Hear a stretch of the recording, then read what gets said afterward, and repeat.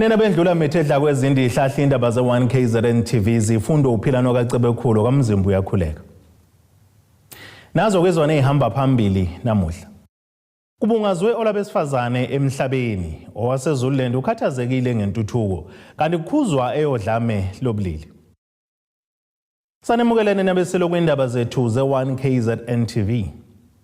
Undunankulu esifundazwe saKwaZulu Natal uThami Ntuli uthi likhulu iqhaza elibanjwa ngabantu besifazane inhlakeni ezahlukene zomphakathi ngakho ke kubalekile ukuba ke lituso iqhaza labezweni. Usompisi usho kanjena ngenkathi ke kubungazwa usuku labesifazane emhlabeni emcimbini obukaMasha eThekwini KwaZulu Natal. Lolu suku ligubha impumelelo besifazane kanye nohambo okusamele lukhathulwe ukuze kwakhiwe umphakathi onobulungiswa nolinganayo.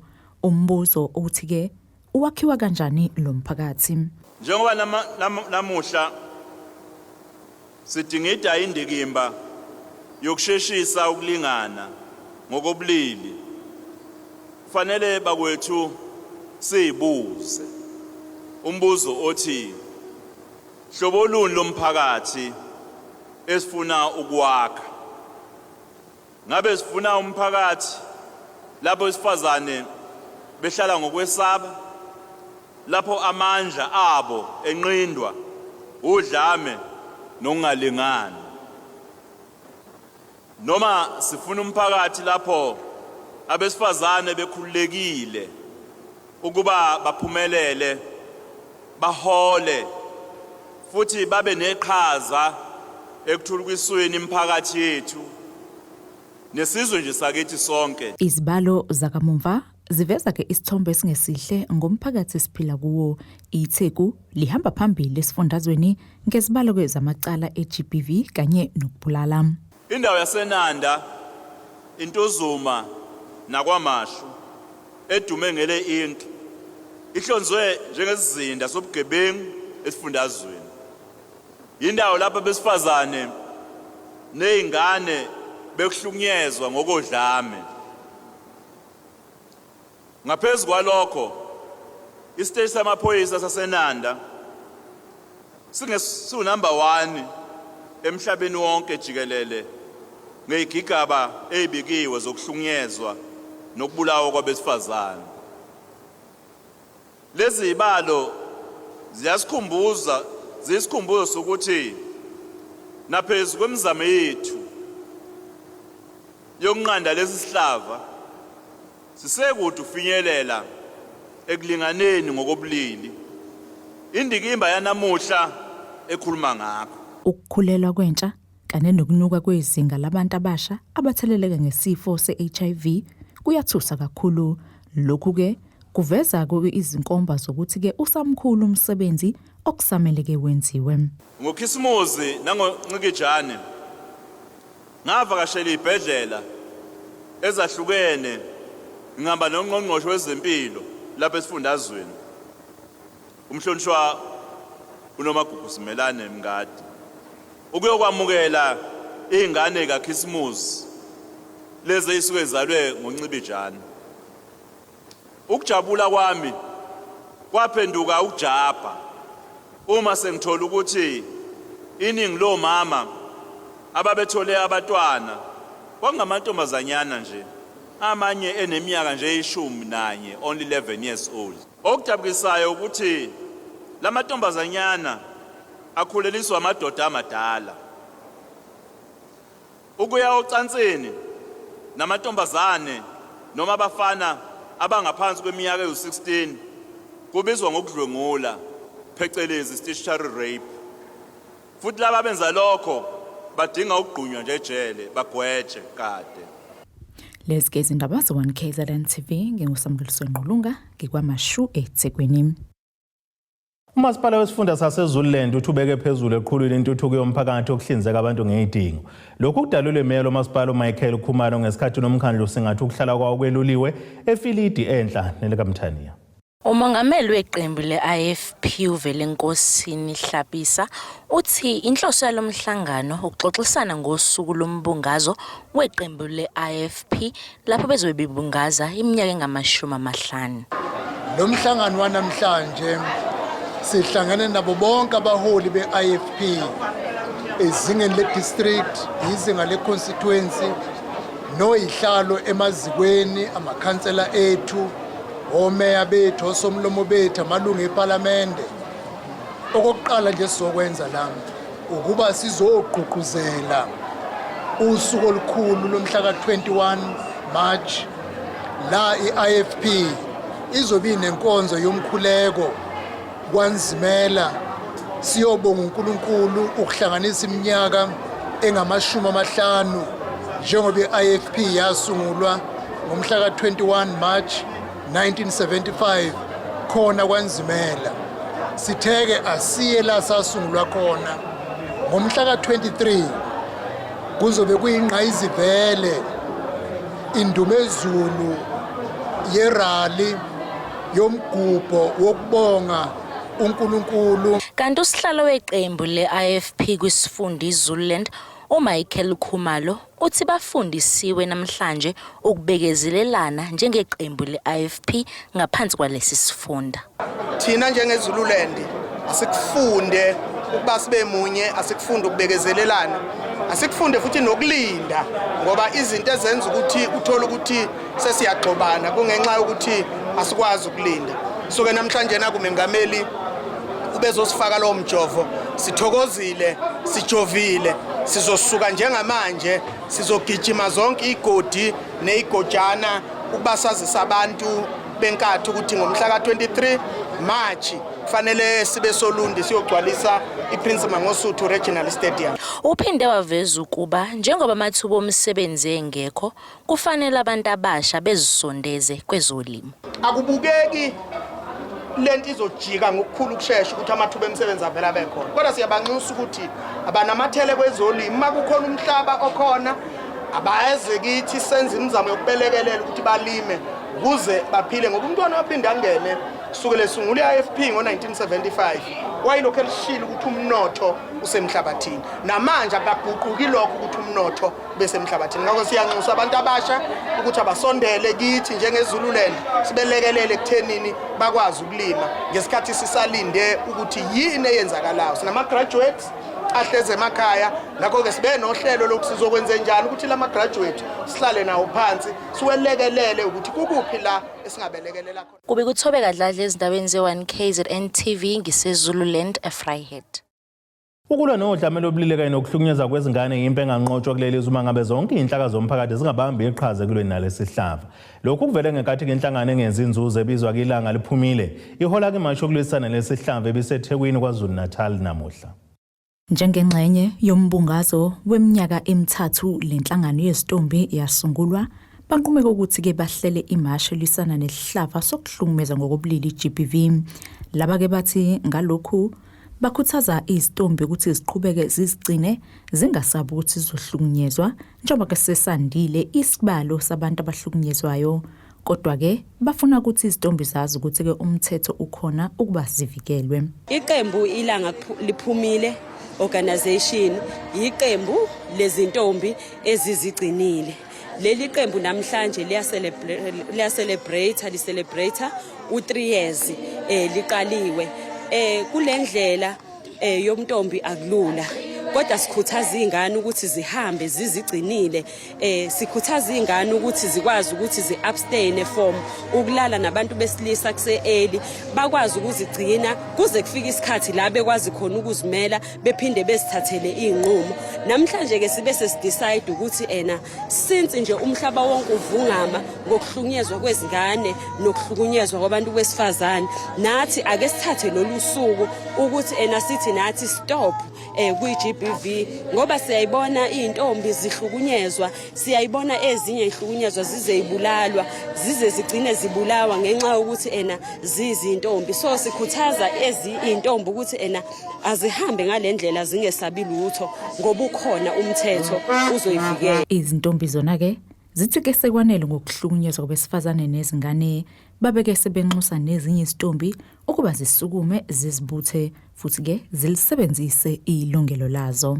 Lusho lukhulu namhlanje usuku lethu ngoba siyaqala ukwenza lokho esikwenzayo sineminyaka emithathu iqembu lisunguliwe so sithe masibuka lo nyaka sathi sifuna ukwenza kangcono ngoba besisaqala sibuka ukuthi okay iyiphi into eyenzekalayo nengenzeki phakathi ezintombini ngoba akusiza ukwenza into efana nabanye abantu kodwa futhi uyenze ngendlela efanayo so sithe masibuka ukuthi okay ama activities ukuthi izingane zikwazi ukukhululeka njenga namhlanje nje senze le mashi yebo kuyashisa kodwa ngoba sithi sekwanele lokhu thina senzela ukuthi nabanye abahlele emakhaya bakwazi ukuthi babone ukuthi ezintombini asiyelile ukuyohlolwa kuphela asiyelile ukuthi siyosina kuphela lapha yana siyafunda siphinde sikwazi futhi ukufundiswa nokuyiphatha nokwazi ukuthi umele ilungelo lakho njengomuntu wesifazane njengentombi njengoba sazi sonke ukuthi i-gender based violence ayikho ngabantu besifazane kuphela kepha iyakwazi ukuthi kwenzeke nakwenye i-gender futhi njengoba sihlangeneke lana sizohlangana sonke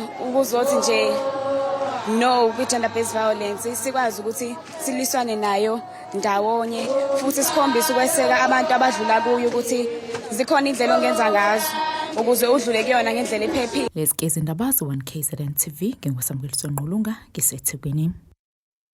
Uhlangazeleke izinyembezi zenjabulo zimbili Dlamini wasesibanini eMthwalume kwa10 ngaphansi kamasipala uMzumbe ngesikhathi ungqongqoshe wezokubusa kubambisana nezindaba zomdabu kulesifundazwe umfundisi kuthula Sizwe Buthelezi emnikelela ngendlu entsha ceke egcwele impahla phakathi. Lo mndeni ubudonsa kanzima njengoba bephoqeleka ukusukuma bame ngenyawo uma ngabe imvula idliva. Umndeni wakwaDlamini esibanini eMthwalume ngaphansi kwamasipala uMzumbe kuward 10 obuphoqeleka ukuthi usukume ume ngezinyawo uma kunetha unikelelwe ngendlu egcwele impahla phakathi ungqongqoshe wezokubusa ngokubambisana nezindaba zomdabu umfundisi uthula Sizwe Buthelezi. uButhelezi uthi kuba nekhaya kubuyisa isithunzi.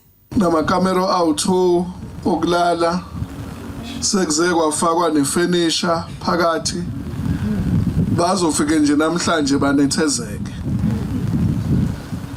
ngoba njengoba lapha kwaZulu Natal sihlaselwe zikhukhula nezimvula kunabantu abangazi ukuthi bazolala namhlanje bekhosele ngaphansi kwaluphu uphahla.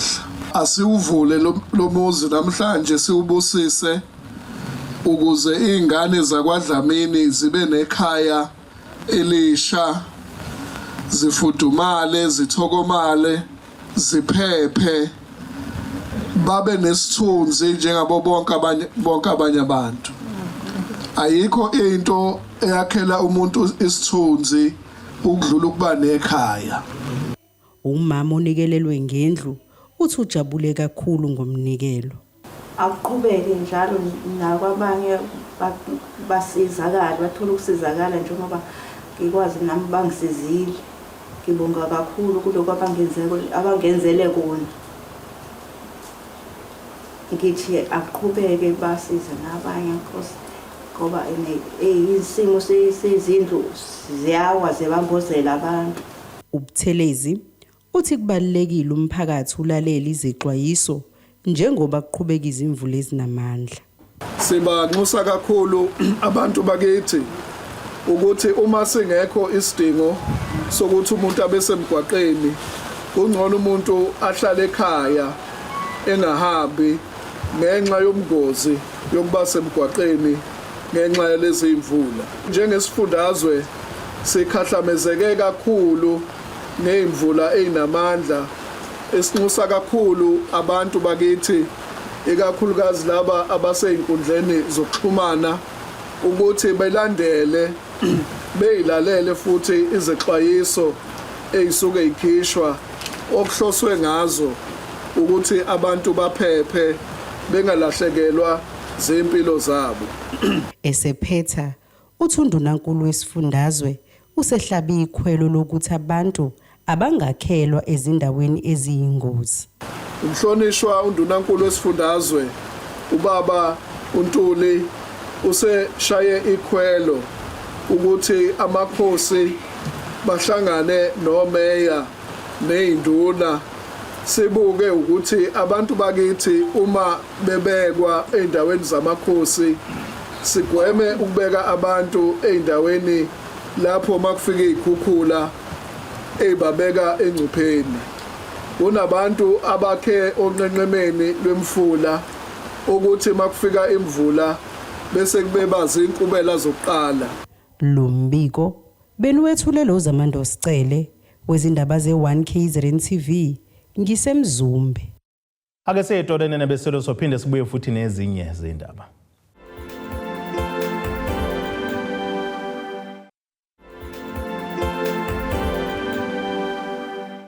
Asibonge siphinde sinamukele futhi kwindaba zethu ze1 KZN TV. Nazo kwizona ehamba phambili namuhla. Kubungazwe olabesifazane emhlabeni owasezululand ukhathazekile ngentuthuko kanti kukhuzwa eyodlame lobulili. Sekuphela iminyaka emibili kungaphelile ukwakhiwa kwesikole samabanga aphansi iThemba Inkosi osizweni eNewcastle enhlanele kaMthaniya. Uhlalo wesigungu sesikole uThandi Mabasa uthi ingane ke ifundela komahamba nendlwano nabo bangaphephile njengoba beneyimbobo kanti nabasebenzi benkontileke yaziwa ngokuthi izadest ongomakha kanye nabaqaphi bakhala ngokuthi abayitholile imiholo yabo. Ukhathazekile umphakathi waku-Ward 9 osizweni lokhu kuza kemuva kokungapheli kwesikole esaqala ukwakhiwa ngo-2022 iThemba Inkosi Primary eyakhiwa inkontileka izadest. Uthandi Mabaso isigungu sesikole uthi lesi sikole siyingozi ebantwaneni. Kulesikolo lesi samaPakoms kunobungozi obumangalisayo. Kunezimbobo emaklasini, amafastela afile, kunobungozi nje. Nala kulesikolo njengoba singaqhubeki sisebenze. Kunemigodi kugcwele imigodi kule ward lethu kugcwele igebengu amaphara labafana laba bezimpi. Siyasaba ukuthi ke namhlanje bangathi mabesusa lezi zinto zabo bangene la esikolweni bazomosha la esikolweni lesi esesimile manje simile sinobungozi. Kanti abasebenzi benkontileka izadest bathi sekunesikhathi bengaholelwa kanti abazithola izimpendulo ngalokho. Ngicabanga ukuthi siyasahola kahle enyangeni ezu3 siqalile. Emva kwaloko nje imali ethu sinokuphila enyangeni ngesikhathi nje kanjani. Kuphele ngisho ilokhunga sometimes uthola ukuthi kuphele imaterial sifike le msebenzini sijikise ukuthi imaterial ayikuphelile. Sihlala isikhashana aphinda ahambe aphinda abuye sifikile imaterial mhlawumbe ngoDecember nje sisebenze sihlale from ngoAugust ngo-end of July, August, September, October, November besiphele emakhaya. Then kwathi December wasibiza masizosebenza sasebenza only 3 weeks. Wasiholela-ke ngoDecember asazi nakhona ukuthi sekwenze njani ukuthi asibize ngoDecember after inyanga ezintathu. Ikhansela lewadi lithi liyakhuluma nosonkontileka kanti izimpendulo azibi izinhle. January ke ngike ngamthinta ke yena umain contract ngoba nginokukhuluma naye. Athembise ukuthi uzobakhokhela angakhokhi. Na last week ngingakhuluma futhi naye ngimbuza ukuthi wenze njani ngendaba yama security ngoba asecabanga nokuyeka wathi cha ngimtshene mayiseyekile ama security. Ngoba ekhala ngokuthi education akamkhokheli imali nami ngigcine sengizama ukufanele khona ka education nabakakuka bangithembisa ukuthi hayi bazomnika imali ngoJanuary ngoba isipila sasikhona kakhulukazi bangesama security. Bangabafonela kulehlani bathi akunemali kumele bayifake namhlanje. Emva kwalokho ke banyamalala kwakuJanuary bathana bengabakhokhelanga abasebenzi. Babese benxusa ukuba uhulumeni ungenelele kulolu daba. Ngiyacela ukuthi education azame lokhu kathole i-client lakhe eluza best. Akuye bazoqedela lesikole. Lesikole akusesami ikhansela akusiswe SGB isikole somphakathi. Abantwana kumele babuye bazofunda la. Isimo esingala abantwana abafunda kuso asikho sihle. Akufunda abantwana abancane nali amaPakom anemgodi siyazi ukuthi abantwana abancane abagadeki. Khona manje umnyango wezemfundo awukwazanga ukuphendula kuze kwashaya isikhathi sokubika lolu daba emoyeni. Kube kuthobeka Dladla ezindabeni ze1 KZN TV ngiseNewcastle. Unxusa amalungu omphakathi kubanakekela indawo ayisebenzisela ukungcebeleka iPelican Island eseRichards Bay enyakatho kaMthaniya. Lokhu kulandela njengoba usekela meya kumasipala omhlathuze uChris Porter ehole kumkhankaso wokukhuculula imfucuza kaDoti kule ndawo ngenhloso yokuba ke eyigcine ihlanzekile. Indawo iPelican Island eRichards Bay isetshenziswa kakhulu kuyamalungu omphakathi ngenhloso yokungcebeleka ikakhulu ngekhathi zamaholide. Lokho kwenza ke le ndawo isale ingcolile. Usekela meya umkhandlu kumasipala omhlathuze uChris Porter unxusa amalungu omphakathi ubanakekela le ndawo engayingcolisi ukuze ke kuphepheke nemvelo. Yeah, look, we've got such a beautiful place. You know, we've got beautiful beaches. But unfortunately, some people and some of the public members, they don't care. You know, Transnet closed Naval Island exactly for the same reason. Because when it was open, the public just misused it. There was a lot of trouble going on. And all we say, you know, if you want to enjoy your environment, you have to be responsible. Don't litter, don't break bottles and so on, and don't cause disruption. And I'm calling on the rest of the public, if you see somebody acting like that, you know, take them on. Talk to them. Tell them that's the wrong thing to do. Because if we don't work together and appreciate our environment and our venues, then it will be closed. Ubotha uthi babamisene ngezinhlaka ezahlukene ukuqwashisa kumphakathi ngokubaluleka kwenhlanzeko nokuqwashisa ngokunakela kwemvelo. So this morning when I met with some of the business people that came up with brilliant ideas of what we should do on Pelican, one of them is to actually do educational tours. On the environment. You know, there may be bird species or there may be some plants or whatever that's special. Izinhlaka ezibhekele ukunakekelwa kwemvelo ezibambeke iqhaza kulomkhankaso wokuhlanza nokuguqulwa kwemfucuza kaDote ePelican Island zithi kuwumsebenzi wonke umuntu ukuhlanza izindawo abazakhela. Into esenzayo mase ama clean ups siyaqiniseka ukuthi asiwenzi sisodwa nama volunteer ethu. Sicela wona umphakathi ukuthi ubengxenye. Kuyasiza ke lokho. Kwenza ukuthi ke kube nzima ukuthi umphakathi uphinde ungcolise ngoba iwona usukuhlanzile. Ngosisikhathi futhi kuba umphakathi usuhlanzile kuba iwona ogadayo le ndawo engabusangcola. So iqhaza sidlala impela ukumobilize umphakathi ukuthi ube behind the idea no concept yokugcina indawo ehlala kuzona sehlanzekile ngisho hayi la nakuphela ebeach ngisho nasemalokishini impela nasemakhaya lo mkhankaso impela siyawenza ukuthi indawo ehlala kuzona sigcine ihlanzekile sonke isikhathi. Izindabeni ze1 KZN TV kubuya inkosi Mthembo eRichards Bay. Uthulani Mthetho beboshiwe ngecala lokubamba inkunzi uqhuquzela abafundi kuba bayiqhelelanisa nezenzo zobugebengu njengoba ethi umphumela yazo kungokubolela ejele noma ukufa. Unyambo sokusho lokho ngesikhathi isikole samabanga aphansi sinaye primary esenseleni enyakatho KwaZulu-Natal kade sinemashi kanye ke nohlelo lokuqwashisa abafundi ngobugebengu kanye nehlava sokuhlukumeza ngokubulili. Ngenxa yokubona ke izinga lobugebengu landa kuhlanganisa ukudlwengulwa kwabesifazane nezingane kanjalo nezenzo zobugovu esikoleni okuyibullying baboneke kukuhle ukuthi ke bafundise umphakathi njengoba ke beqale ngemashi beqwashisa umphakathi wakule ndawo kwasike kuphethwa esikoleni lapho befike baqwashisa khona abafundi ngehlaba seGBV.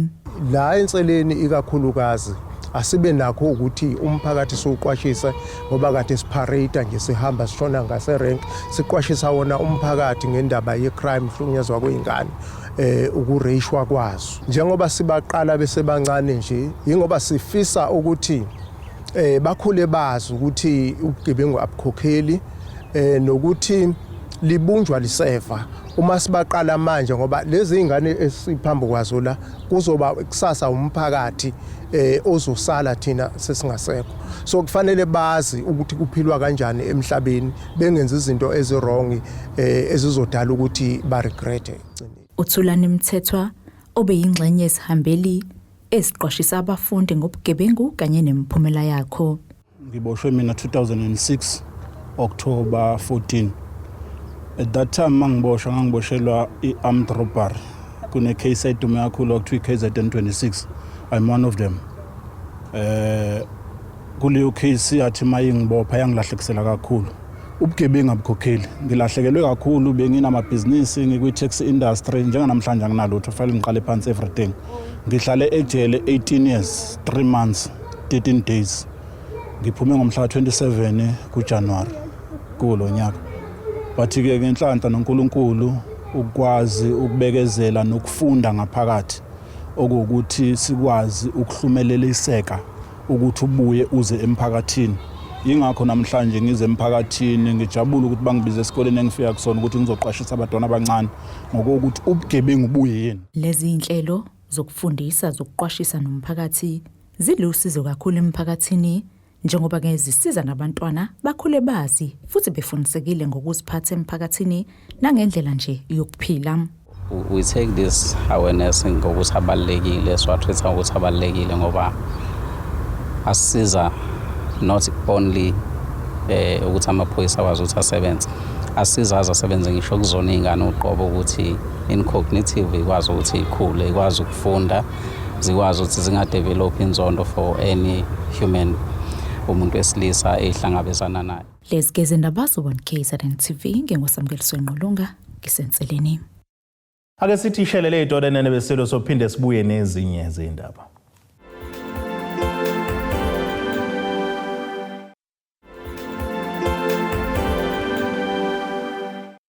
Asibonge siphinde sinamukele futhi kwindaba zethu ze1 KZN TV. Nazo kwizona ezihamba phambili namuhla. Kubungazwe olabesifazane emhlabeni owasezululand ukhathazekile ngentuthuko kanti kukhuzwa eyodlame lobulili. Ake sibheke engosini yezomnotho.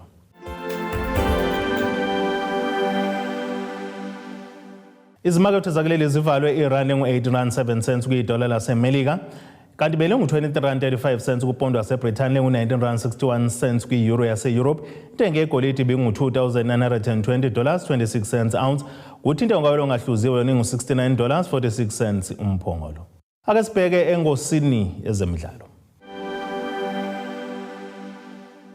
Umshwibo weqembu lesizwe lekhilikithi labesilisa lakuleli uKagiso Rabadu yethemba ukuthi ke ngeke babanjwe uvalo uma ngabe sebebhekane neAustralia emidlalweni wesibili we-ICC Champions ozokuba ngolwesibili. Ama-Proteas ne-Australia bazobhekana kulo mdlalo ku-Group B ezoqala ngehora le-11 ekuseni eRawalpindi Cricket Stadium kwelasePakistan.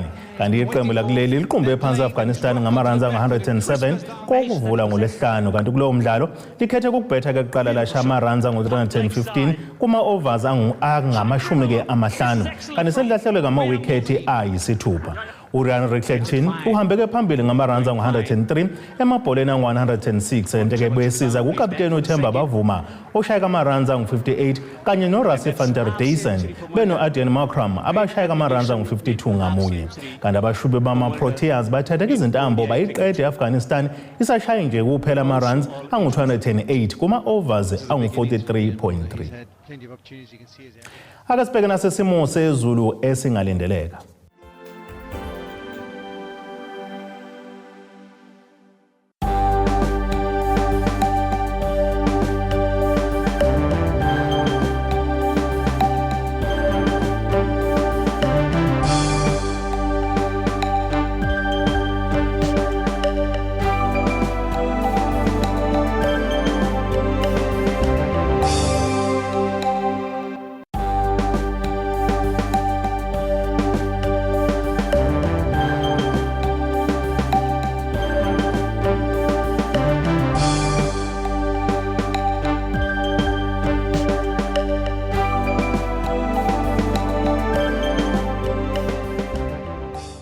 Nina bomlilo othatha ushisa ikhotha zasedlebe kwawokoshane esemabedlana kwamzimba umntwana nethemba lonke le indaba sithe ixabene.